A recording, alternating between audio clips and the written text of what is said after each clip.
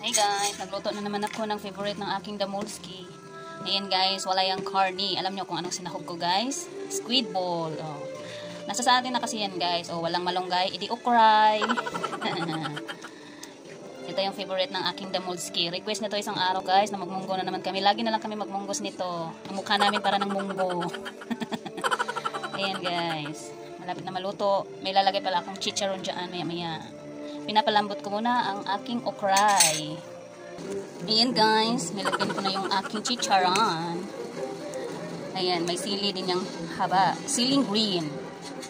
Ito yung favorite ng aking Damolski na munggo. Kadalasan talaga gusto niya yung munggo. Gusto niya rin yung okray guys, yung okra. Mahilig sa okra ang aking Damolski. Yan, habang bata pa kasi siya guys, ay sinanay na namin siyang panay-kain ng gulay. Kaya walang pili yan sa pagkain. Ayan guys. Thank you for watching.